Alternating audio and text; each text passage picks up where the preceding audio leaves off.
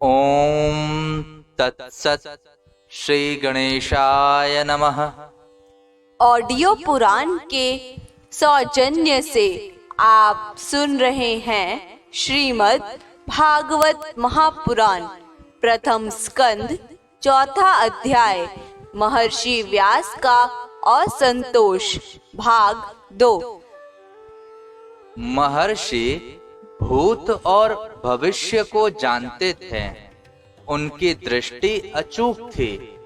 उन्होंने देखा कि जिसको लोग जान नहीं पाते, ऐसे समय के फेर से प्रत्येक युग में धर्म संकरता और उसके प्रभाव से भौतिक वस्तुओं की भी शक्ति का ह्रास होता रहता है।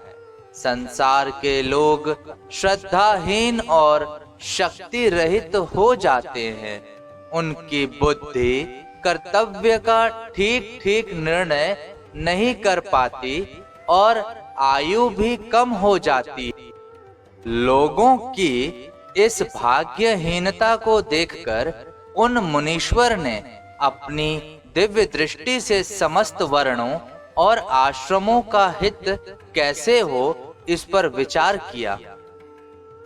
उन्होंने सोचा कि वेदोक्त चातुर्होत्र कर्म लोगों का हृदय शुद्ध करने वाला है। इस दृष्टि से यज्ञों का विस्तार करने के लिए उन्होंने एक ही वेद के 4 विभाग कर दिए। व्यास जी के द्वारा ऋक्, यजुः, साम और अथर्व, इन 4 वेदों का उद्धार अर्थात पृथक्करण हुआ। इतिहास और पुराणों को 5वां वेद कहा जाता है। उनमें से ऋग्वेद के पैल सामगान के विद्वान जैमिनी एवं यजुर्वेद के एकमात्र स्नातक वैशंपायन हुए। अथर्व वेद में प्रवीण हुए तरुण नंदन सुमंतु मुनि, इतिहास और पुराणों के स्नातक मेरे पिता रोमहर्षण थे। इन पूर्वोक्त ऋषियों ने अपनी अपनी शाखा को और भी अनेक भागों में विभक्त कर दिया। इस प्रकार शिष्य, प्रशिष्य और उनके शिष्यों द्वारा वेदों की बहुत सी शाखाएं बन गई। कम समझ वाले पुरुषों पर कृपा करके भगवान वेद व्यास ने इसलिए ऐसा विभाग कर दिया कि जिन लोगों को स्मरण शक्ति नहीं है या कम है, वे भी वेदों को धारण कर सकें। स्त्री, शूद्र और पतित दिव्य जाति तीनों ही वेद श्रवण के अधिकारी नहीं हैं। इसलिए वे कल्याणकारी शास्त्रोक्त कर्मों के आचरण में भूलकर बैठते हैं। अब इसके द्वारा उनका भी कल्याण हो जाए, यह सोचकर महामुनि व्यास जी ने बड़ी कृपा करके महाभारत इतिहास की रचना की।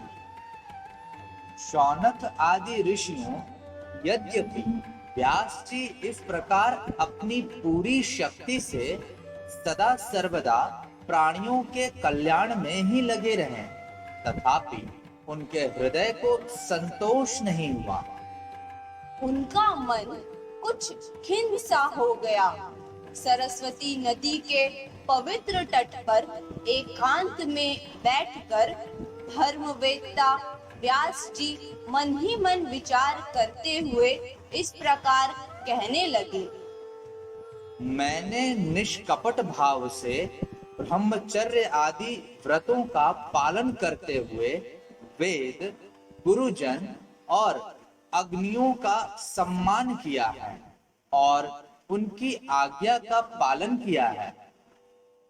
महाभारत की रचना के बहाने मैंने वेद के अर्थ को खोल दिया है, जिससे स्त्री, शूद्र आदि भी अपने अपने धर्म कर्म का ज्ञान प्राप्त कर लेते हैं। यद्यपि मैं ब्रह्म तेज से संपन्न एवं समर्थ हूँ, तथापि मेरा हृदय कुछ अपूर्ण काम सा जान पड़ता है। अवश्य ही अब तक मैंने भगवान को प्राप्त कराने वाले धर्मों का प्राय निरूपण नहीं किया है। वे ही धर्म परमहंसों को प्रिय है और वे ही भगवान को भी प्रिय है। हो ना हो मेरी अपूर्णता का यही कारण है। श्री कृष्ण द्वैपायन व्यास इस प्रकार अपने को अपूर्ण सा मानकर जब खिन्न हो रहे थे, उसी समय पूर्वोक्त आश्रम पर देवर्षि नारद आ पहुँचे। उन्हें आया देख व्यास जी तुरंत खड़े हो गए। उन्होंने देवताओं के द्वारा सम्मानित देवर्षि नारद की विधि पूर्वक पूजा की। इस प्रकार प्रथम स्कंद का 4था अध्याय समाप्त हुआ। ऑडियो पुराण सुनने के लिए धन्यवाद।